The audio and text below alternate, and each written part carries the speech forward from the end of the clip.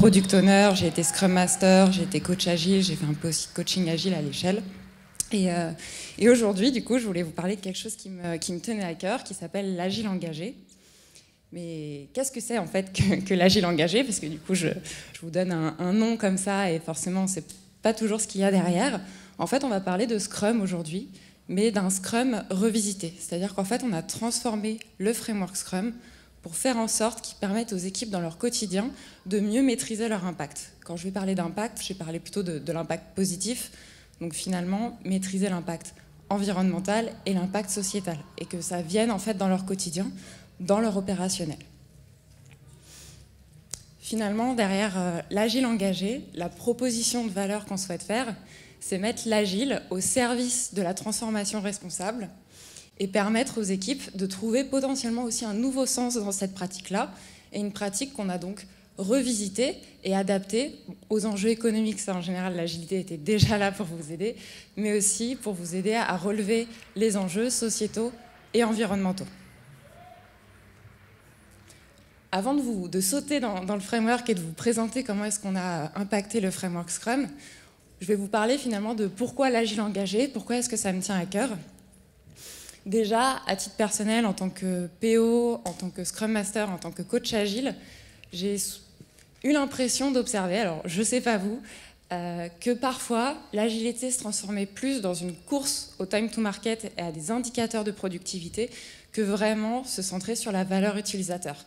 Et c'est vrai que moi, à titre personnel, ça me posait problème. Le nombre de Scrum Masters que j'ai accompagnés, de PO, où je voyais des PO qui étaient plus exécutants de leur roadmap que vraiment maîtres, et aussi des Scrum Masters ou même des Tech Leads qui passaient énormément de temps à expliquer pourquoi est-ce qu'on a fait tant d'US, pourquoi est-ce que la vélocité a baissé, pourquoi est-ce qu'on s'est planté dans les estimations, et finalement beaucoup de temps passé sur des indicateurs de productivité et non plus sur des indicateurs d'impact, que je parle d'impact business, et nous on va tirer le trait pour aller chercher les impacts environnementaux et sociétaux. Donc j'avais besoin finalement, moi à titre personnel, de retrouver un petit peu de sens dans tout ça, et aussi parce que à titre personnel, j'essaie de faire des efforts dans mon quotidien, je trie, j'essaie d'avoir des téléphones qui durent le plus longtemps possible, etc., etc.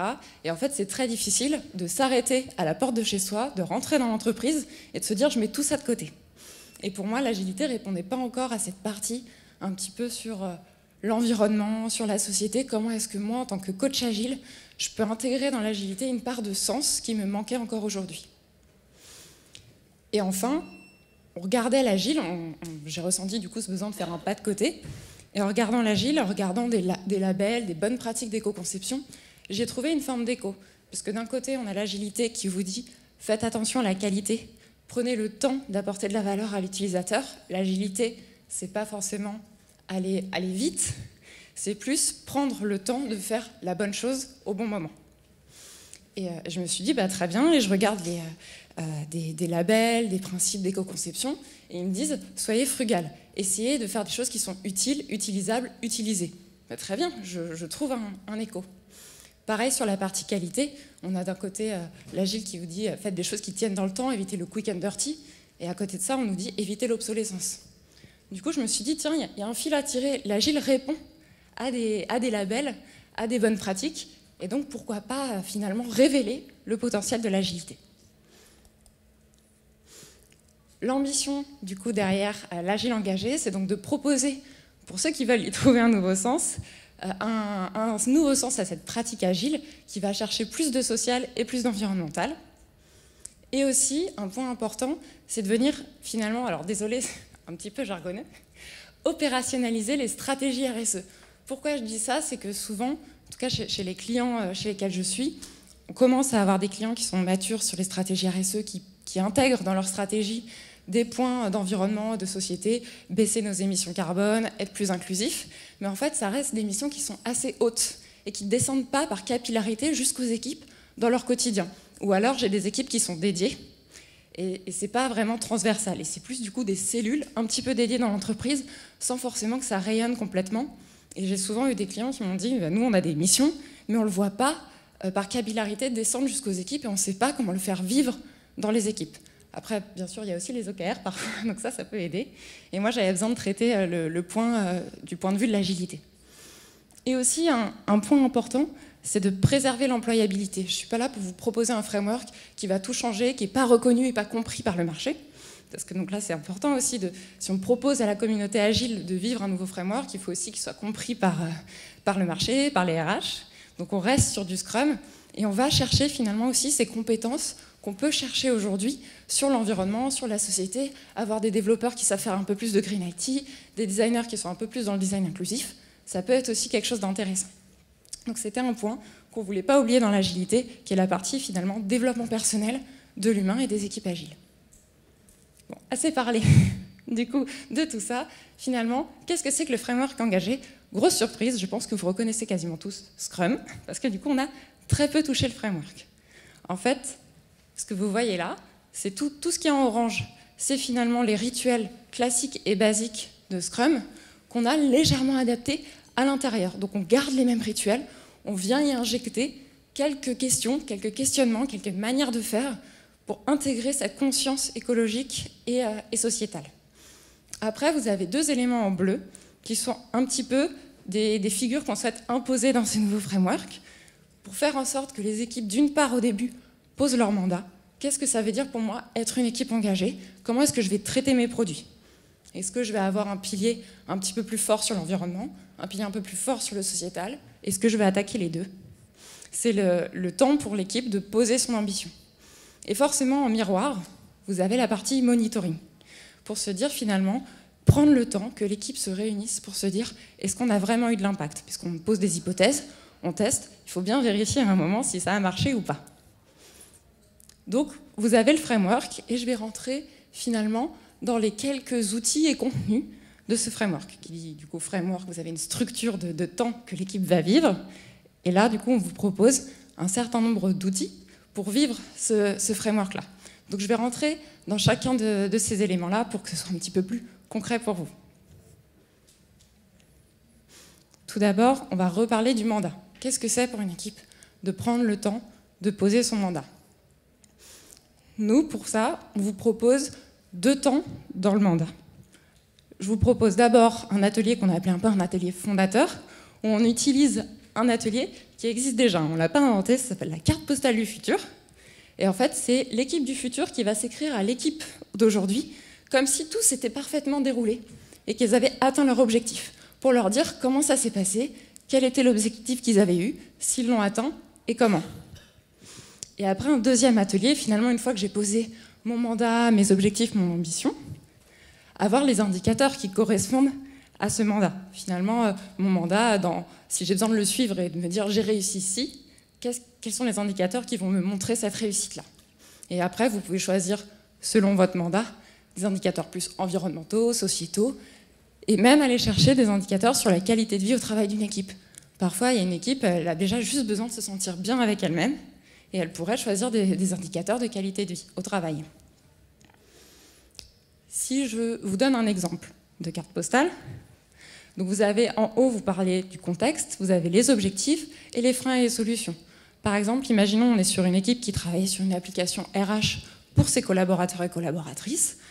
Alors l'équipe va s'écrire, donc l'équipe du futur s'écrit à elle-même aujourd'hui en se disant chère équipe, le contexte était tel qu'il est, on avait des émissions carbone qui étaient très élevées, et en parallèle, on avait une politique RH qui était en train d'évoluer, qui allait chercher plus de diversité dans le recrutement. Super, ça c'est le contexte. Notre objectif, c'est du coup de diminuer nos émissions et d'être de plus en plus accessible à toutes les personnes au sein de notre entreprise via notre application RH. Donc on va vouloir une application qui est sobre et inclusive. Bon, c'est assez générique quand vous avez des projets un petit peu plus concrets. Vous pourrez rentrer encore plus dans le détail. Et ensuite, on a cette partie finalement un peu freins et solutions. C'est-à-dire que bien sûr, l'équipe va évoluer dans un écosystème, elle n'est pas forcément complètement naïve sur ce qui va se passer, et l'équipe du futur raconte un petit peu à l'équipe actuelle quels sont les freins qu'elle a pu rencontrer et comment est-ce qu'elle a fait en sorte de les lever. Donc de se dire, nous on avait un manque de savoir-faire et de connaissances sur la partie, par exemple, baisse des émissions de carbone, une petite réticence au changement de certains collaborateurs, mais en fait, comment est-ce qu'on a surpassé ces éléments-là? On a fait de la sensibilisation et on a demandé quelques formations. On pourrait même lister les formations si on veut au début. Et ça permet à l'équipe de s'ancrer vraiment dans un mandat qui est concret et de se dire, voilà, nous maintenant, le produit, quand il va nous arriver, voilà comment est-ce qu'on va le traiter, voilà notre posture. Ça permet aussi de le présenter au reste du monde, pour que l'équipe puisse tenir sa posture. Et après, bien sûr, vous avez la partie indicateurs. Je ne rentre pas forcément dans le détail, mais c'est du coup tous les indicateurs qui vont se faire le miroir de cette ambition. Pour ceux qui connaissent les OKR, c'est pas très loin finalement de ce principe-là, des objectifs et des résultats clés à attendre que je peux suivre. L'équipe a posé son mandat, elle sait où elle veut aller. Ensuite, la question c'est comment est-ce que ça va se traduire dans son backlog? Comment est-ce que ça va exister dans le backlog? Nous, ce qu'on propose par rapport à ça, c'est d'avoir une nouvelle classification des US. Aujourd'hui, vos US, en général, soit elles ont une étiquette technique, elles ont l'étiquette du projet, etc. Rajoutez une étiquette à l'US. Est-ce qu'elle est plutôt favorable, défavorable ou neutre par rapport à votre mandat? Et du coup, en fait, ça va vous donner une forme de teinte à votre backlog. Et les points que vous voyez là, c'est pas un nouveau système de points en se disant « Ah, cette US, elle est super favorable, du coup, je lui ai mis 9 points. » En fait, c'est les points de vélocité de l'équipe. Donc on reste sur « je classifie mes US », et ces US, quand elles passent en estimation ou en poker planning, ce que vous voulez, elles vont avoir des points. Et finalement, si j'ai 3 US à 3 points, qui ont été classés favorables, ça va me faire 9 points. Et l'objectif derrière pour l'équipe, c'est de se dire, par rapport aussi à ce mandat, par exemple, nous, on ne veut pas passer plus de X% de notre vélocité sur des US qui sont défavorables. Donc finalement, c'est un nouveau chart que vous pouvez avoir. Vous avez les burn-out, vous avez les burn-up, etc. Et bien là, c'est un élément complémentaire. On vous propose de regarder votre vélocité à travers l'impact que vous mettez dans votre backlog. Bien sûr, ça reste des hypothèses. Je fais une estimation si je suis favorable ou défavorable. J'ai une US sur une vidéo. J'ai mis des règles dedans en disant la vidéo se lance automatiquement. Elle est en super qualité, il n'y a pas de sous-titres. A priori, je vais plutôt la classer dans défavorable. La vidéo, on a discuté et finalement on s'est dit on met des sous-titres, elle ne se lance pas automatiquement et elle est lancée plutôt en qualité un peu plus faible. Je peux la classifier de neutre, voire favorable, parce que les sous-titres, c'est plutôt inclusif. Donc il y a plein de manières finalement de regarder un peu ces US. Et après, il faut savoir que l'estimation, c'est jamais facile et que l'agilité adore les jeux de cartes. Alors ce qu'on a fait, c'est qu'on vous propose un petit jeu de cartes pour l'équipe. Ce jeu de cartes, il est plutôt, et cette estimation d'US, enfin classification, elle est plutôt à faire au moment du refinement. Ce moment où finalement l'équipe prend le temps de se poser des questions, de découvrir ces user stories et de se les challenger encore un petit peu pour les affiner. Donc là, vous voyez le prototype du jeu de cartes. J'ai même quelques cartes ici, si jamais vous voulez les voir. Et l'objectif, en fait, c'est qu'on a tout le monde qui peut jouer à ce jeu. Ce n'est pas simplement les développeurs qui vont faire l'estimation. Tout le monde a un deck de cartes à constituer selon le mandat de l'équipe, parce que nous, on a créé un certain nombre de catégories pour viser assez large. Chaque équipe, selon son mandat, pourra construire son deck de cartes. Le PO a un jeu, le Scrum Master, les devs, l'UX. Et là, le PO va présenter son US et on va se dire, ok, donc moi, en mon âme et conscience, moi développeur, moi designer, est-ce que j'estime que cette US, elle est plutôt favorable ou est-ce qu'elle est plutôt défavorable ou est-ce qu'elle est neutre? J'ai pas assez d'informations ou je considère vraiment que l'impact est négligeable. Et au dos de chaque carte, pour aider quand même la première fois à classer et à estimer, on donne quelques exemples en disant, bah voilà, là ça va être défavorable parce que vous avez un hébergement qui est potentiellement disproportionné, vous régulez pas les appels front et back, etc., etc., pour aider à donner quelques pistes. Et finalement, c'est à la fois un jeu d'estimation, mais aussi un jeu de sensibilisation et de pédagogie, en fait, pour apporter un peu de pédagogie dans l'équipe. Parce que j'ai pas besoin d'être un cadre de l'impact positif pour réussir à faire de l'estimation comme ça. Donc concrètement, si on vit un tour d'Impact Poker, parce que du coup c'est son petit nom, imaginons on a une US, donc en tant que collaborateur, je souhaite accéder à mon historique de facture parce que ça va m'aider pour mes notes de frais. J'imagine qu'on a tous des notes de frais ici à faire. Premier tour, donc le PO a présenté son US. Et là, bon, pour faciliter l'exemple, tout le monde est d'accord. Et tout le monde a dit qu'a priori, ça pouvait être quelque chose de défavorable. Pourquoi? Parce qu'avoir des historiques, ça peut être très, très long, je charge tout, je vais charger, je ne sais pas, 1 an d'historique si je ne mets pas de règles, etc. Et là, l'US, on s'est dit, bon, bah, il y a un risque potentiellement qu'elle soit défavorable. Et là, je peux déclencher une discussion. Soit on se dit, bon, par rapport à la valeur, et on ne sait pas mettre d'autres règles sans risquer de déprécier trop fortement la valeur utilisateur, bon, bah, tant pis, c'est défavorable. Est-ce que nous, équipe, on pourra compenser cette dette plus tard?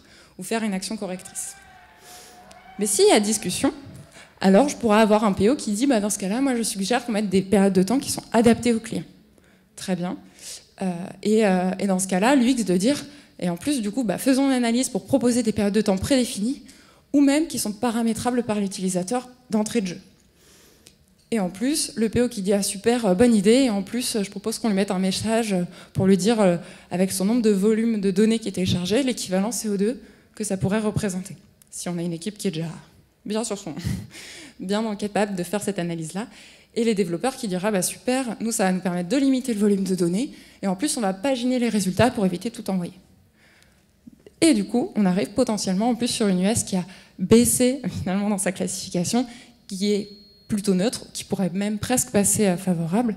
Et en plus, on a une nouvelle carte qui déboule, qui est la partie sur, par exemple, l'inclusion, parce que faire des éléments qui sont paramétrables en général, ça autonomise l'utilisateur et c'est plutôt considéré comme une bonne pratique. Et ainsi de suite sur vos US. Après, c'est quelque chose qui peut prendre du temps. Donc, sur les premières itérations, les premiers sprints, on peut se dire que l'équipe va se dire on prend un certain nombre d'US, les US qui nous semblent les plus importantes, les plus grosses qu'il faudrait classifier. Et comme ça, on essaye au début déjà de commencer à donner une teinte à son backlog, si on n'est pas capable de tout embarquer d'un coup. Parce que là, je sais que c'est du temps supplémentaire à prendre pour l'équipe. Mais bon, le temps et l'engagement, c'est important. Ensuite, je passe directement à la rétrospective. Pourquoi ? Parce que la partie finalement sprint planning, elle va se dérouler classiquement. Vous prenez vos US, elles sont priorisées, vous connaissez un peu le niveau aussi de favorable, défavorable, donc vous avez finalement un nouvel axe, un nouvel angle de priorisation pour le PO et pour son équipe. Le daily, il n'y a pas trop de raison d'y toucher, et la partie revue de sprint, non plus. Mais vous pouvez rajouter les éléments de bilan, de temps de backlog, votre vélocité, où est-ce que vous étiez par rapport à votre budget. Enfin votre budget environnemental, j'entends. Et là, vous arrivez à la rétrospective, puisqu'il ne faut pas qu'on oublie qu'il y a une équipe derrière. Et du coup, comment se passe la rétrospective ? Encore une fois, on souhaite rester simple. On n'est pas là pour faire le chamboule-tout avec le framework Scrum. On prend les templates de la rétrospective qui existent. J'imagine que vous vous en reconnaissez peut-être certains parmi ceux-là. Et nous, on s'est dit, on les prend. Et juste, on va ajouter un élément dans le template pour faire en sorte que l'équipe puisse avoir la discussion autour de son impact. Typiquement, dans le speedboat, j'ai rajouté un dauphin, parce que c'était sympa. Et le dauphin, il dit « La planète vous dit merci ». Et là, finalement, la question par rapport à ça, c'est vous, équipe, par rapport au sprint backlog, par rapport au sprint, comment est-ce que vous êtes senti dans votre engagement pour la planète ? Quand je dis planète, ça peut être société ou environnement. Et du coup, l'équipe de dire nous, on a été contents de ce sprint-là, on a été plutôt favorable, on s'est bien organisé, on pense qu'on a bien estimé, on va voir ça en monitoring comment ça s'est passé, ou tiens, ça a été un peu compliqué, je pense qu'on manque de formation sur tel point, parce que du coup, on a eu du mal à l'estimer, enfin à le classifier, ou on se sent un petit peu tout nu face à certaines problématiques. Et en fait, c'est l'occasion, dans chaque rétrospective, de venir ajouter une petite dimension pour que l'équipe ait cette discussion-là. Le temps de rétrospective ne change pas, vous ajoutez finalement une question pour que l'équipe puisse prendre le temps de se dire, par rapport à mon mandat, comment est-ce qu'on se sent ? Est-ce qu'on se sent, est-ce qu'on a les bons outils ? Est-ce qu'on est content de le faire ? Est-ce qu'on souhaite le challenger ? Parce que le mandat n'est pas non plus inscrit dans le marbre. Vous avez vu qu'en fait, le mandat et le monitoring étaient un peu plus haut parce qu'ils ne sont pas forcément à la maille du sprint. Vous n'allez pas refaire votre mandat tous les sprints. Donc vous pouvez challenger le mandat. Il y a 3, 6 mois et la rétrospective peut être un temps pour se dire tiens, c'est peut-être le moment de challenger le mandat. On arrive à la partie du monitoring. Donc là, vos sprints, votre sprint est fini. Le monitoring, c'est peut-être aussi, donc, comme le mandat, ce que j'expliquais, c'est qu'il n'est pas forcément à la maille du sprint. Il est peut-être au rythme de vos mises en prod. Est-ce que vous voulez le faire tous les 2 mois, au moins une fois par trimestre, tous les mois ? À l'équipe aussi de choisir le moment le plus opportun pour faire du monitoring. Ça ne sert à rien d'aller chercher de la data que vous n'avez pas du tout parce que vous n'avez même pas encore mis en prod vos développements. Donc comment ça se passe sur le monitoring ? Nous, en fait, c'est important qu'on ait ce temps-là parce que moi, je me souviens qu'en tant que PO, encore une fois, je passais plus de temps sur des indicateurs de productivité que les indicateurs d'impact, c'est ce que je vous disais au début. Et c'est de se dire, j'ai besoin, moi, de sanctuariser, de ritualiser un temps qui me permet d'avoir un moment avec mon équipe pour discuter de mes indicateurs, pas de productivité, mais d'impact. que ce soit sur la partie business, que ce soit sur du social, que ce soit sur de l'environnemental. Typiquement, dans mon mandat et dans mes indicateurs, si je me suis dit, ben moi j'ai envie de traiter un petit peu le sujet de l'obsolescence, et du coup, on a traité les éléments, on a développé de sorte que ça marche sur un nombre d'OS le plus large possible, est-ce que dans les résultats, dans mes indicateurs, je vois des utilisateurs qui ont des OS de plus en plus anciens et qui continuent à utiliser mon produit? Si par exemple, j'ai pris la partie sur l'inclusion, en me disant j'ai envie finalement de rendre mon application la plus accessible possible, est-ce que je vois un changement dans les profils de mes utilisateurs? Et l'objectif, c'est que l'équipe, collectivement, voit son impact. Surtout qu'en plus, encore une fois, l'équipe, elle va apprendre en marchant. Donc il est possible qu'on ait aussi fait des erreurs. Donc c'est de se dire, nous, on pensait qu'on allait avoir un impact de fou avec tel US ou telle mise en production avec cette fonctionnalité-là, et finalement, il ne s'est pas passé grand-chose. Est-ce qu'on a fait une erreur? Est-ce qu'il faut qu'on aille plus loin? Est-ce que c'est quelque chose sur lequel on n'a pas besoin de passer notre énergie? Et du coup, c'est l'occasion finalement aussi de réajuster potentiellement sa trajectoire, ou au moins de tirer des leçons sur ce qu'on a produit. Après, il y a des choses qui peuvent mettre un petit peu plus de temps à être monitorées. Vous n'avez pas aussi toujours la data. Donc ça peut aussi vous poser problème. Mais déjà, quand même, prendre le temps de se dire qu'est-ce qu'on pense, quitte à faire des études ad hoc. Demandez aux designers, demandez à votre écosystème d'aller faire des études et des sondages un peu ad hoc pour aller commencer à avoir de la data si ce n'est pas déjà automatisé. On parle du coup du framework depuis tout à l'heure. Derrière le framework, on a quand même une équipe. Du coup, qu'est-ce que ça veut dire pour l'équipe, pour les rôles finalement, qui vont investir, qui vont prendre ce nouveau rôle dans ce framework-là? Tout le monde reste là où il est. Tout le monde fait très bien son job aujourd'hui. On rajoute juste finalement la partie engagée en se disant, moi, product owner engagé, je priorise plus seulement par rapport à mon ratio effort-valeur. Je vais aussi prendre le temps de prioriser par rapport à l'impact environnemental, l'impact sociétal, bien sûr selon mon mandat. Si j'ai un mandat qui est fortement axé sur l'environnemental, je vais prendre ce prisme-là. Et tout à l'heure, alors je l'ai peut-être dit un petit peu vite, sur la partie, je ne sais pas si vous connaissez les 3 U, ça peut être un outil puissant pour un product owner, parce que je vais réfléchir, est-ce que c'est utile? Est-ce que je crée de la valeur pour mon utilisateur? Est-ce que c'est utilisé? Donc est-ce que je fais quelque chose qui a du sens et finalement, si ce n'est pas utilisé, je le retire, donc ce sens un petit peu de frugalité. Et est-ce que c'est utilisable? Pour se dire, ok, donc est-ce que je suis dans l'inclusion? Est-ce qu'on a bien fait les choses? Et là-dessus, l'UX designer peut beaucoup aider. Il va avoir un rôle important, l'UX designer, c'est de se dire, moi je suis aux côtés de mon PO et j'ai aussi un devoir d'aller chercher de l'éco-conception, de faire du design circulaire, de faire du design inclusif. Et donc là, c'est un designer qui prend aussi un peu plus de corps, un peu plus d'épaisseur sur ces sujets-là. Pareil pour le développeur, il fait son job, il le fait déjà très bien. On a déjà les développeurs en général qui sont bien axés performance pour faire un beau code qui est bien performant, qui ne prend pas trop de temps, etc. Et là, il va avoir ce rôle supplémentaire, cette responsabilité d'aller chercher des sujets Green IT, IT for Green, pareil, de l'éco-conception, etc. Choisir le bon langage, choisir le bon framework si c'est vraiment utile d'avoir un framework, etc. Le Scrum Master, il garde sa super casquette de garant de la méthodologie, sauf que sa méthodologie a un petit peu évolué, et du coup, il sera là pour faire le garde-fou sur les sujets d'impact, en disant, attention, dans la rétro, on a oublié de se poser la question, là, il faut qu'on classifie les US, etc. Et qui aide l'équipe à passer aussi ce cap un peu de charge, parce que c'est des responsabilités, malgré tout, qui sont des responsabilités complémentaires dans ce framework-là. Et du coup, le Scrum Master est là pour réussir à tenir un petit peu la barre et à dire à l'équipe, les motiver, et ça va bien se passer. Et le coach agile, qui va aussi avoir un peu cette casquette-là, mais qui est, finalement, j'ai mis un petit plus à côté, parce que le coach agile n'est pas forcément à part entière dans l'équipe, il est là pour accompagner pendant un certain temps, en général a une vocation à disparaître un petit peu, et il est là pour, pareil, aider l'équipe à passer le cap, à dire on y va, à prendre des réflexes, à se poser les bonnes questions, et à accompagner l'équipe dans toute cette transformation-là, d'un coach agile, quoi.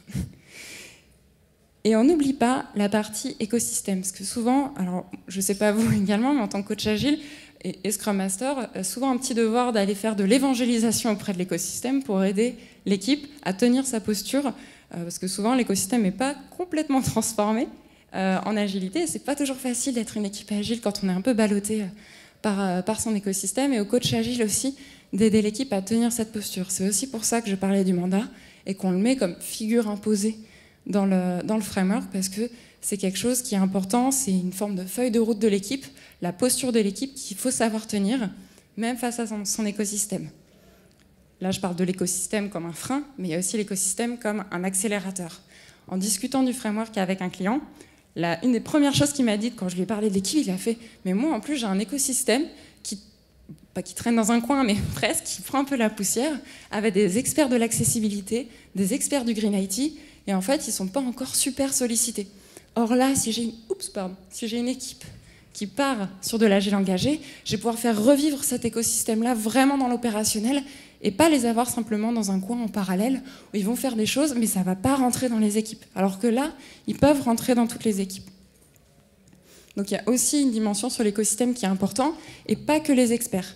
Les experts RSE, etc. Vous pouvez aussi avoir la BI. Tous ceux qui arrivent à aider l'équipe à passer un petit peu à l'échelle et à industrialiser son monitoring, par exemple. Donc je vous ai présenté tout le framework Agile engagé. J'ai encore deux petites choses à vous dire, mais c'est surtout aussi pour retenir que finalement c'est Scrum.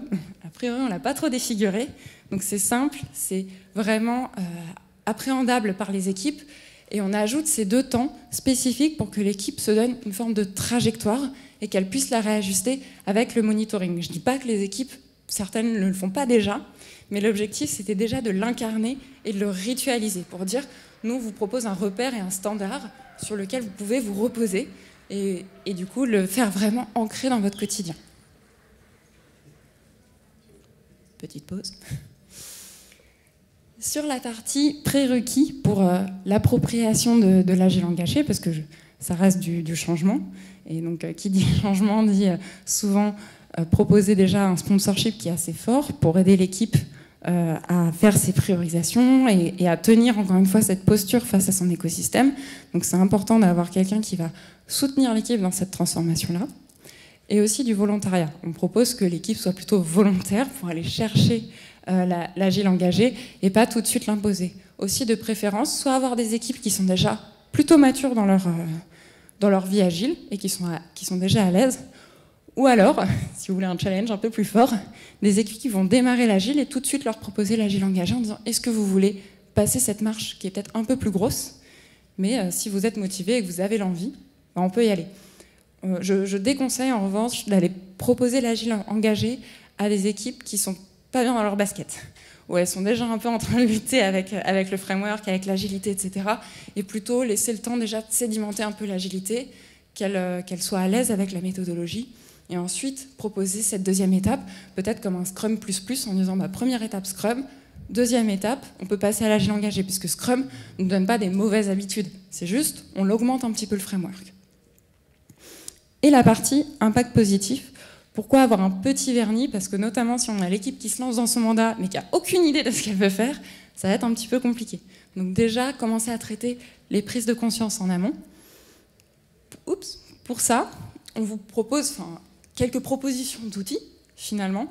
À titre personnel, j'aime beaucoup la fresque du climat, mais déjà pour comprendre un peu les mécanismes. Une équipe qui fait la fresque du climat ou la fresque du numérique, c'est déjà finalement un premier pied à l'étrier pour comprendre et pour se donner envie et pour aller chercher de l'impact et comprendre finalement où est-ce que l'équipe aimerait avoir de l'impact, surtout la fresque du numérique si vous êtes sur des produits numériques. Et pour la partie design inclusif, ça me tenait à cœur de vous présenter ces éléments-là. Parce qu'en fait, je ne sais pas si vous la connaissez, mais ce que vous avez à droite, à gauche, c'est la roue des privilèges. Donc finalement, c'est avoir une prise de conscience du nombre de discriminations que peuvent vivre vos utilisateurs. Et là, on peut même aller sur ce qu'on appelle le design intersectionnel. C'est quand des utilisateurs vivent plusieurs discriminations et du coup des discriminations qui s'entrecroisent. Et du coup, ça permet de prendre conscience du niveau de privilège dans lequel on est et du niveau d'exclusion qu'on peut avoir avec nos produits. Donc c'est une première conscientisation. C'est un outil qui est super intéressant. Donc si vous ne le connaissez pas, voilà, je vous invite à le découvrir. Et juste à côté, vous avez une proposition de faire des personas qui sont sans biais. Pareil, dans le design intersectionnel, c'est une proposition. Aujourd'hui, souvent dans les personas, parfois, vous pouvez voir un âge, une catégorie socio-professionnelle, etc. Vous êtes déjà en train de créer des biais quand vous proposez ça sur vos personas. Un persona est la représentation d'une problématique utilisateur, pas d'une catégorie d'utilisateurs. Enfin, pas d'une catégorie de population socio-professionnelle, etc., d'âge.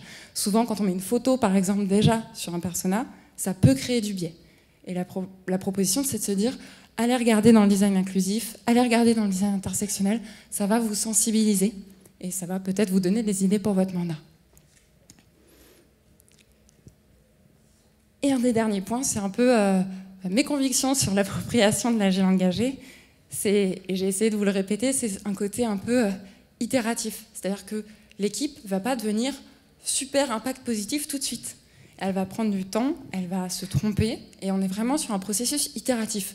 Même le framework en lui-même, c'est une première proposition aujourd'hui. On le livre à la communauté agile pour qu'il puisse être challengé, pour qu'il puisse évoluer, et que les équipes, en le vivant, proposent aussi des nouvelles choses sur ce framework-là.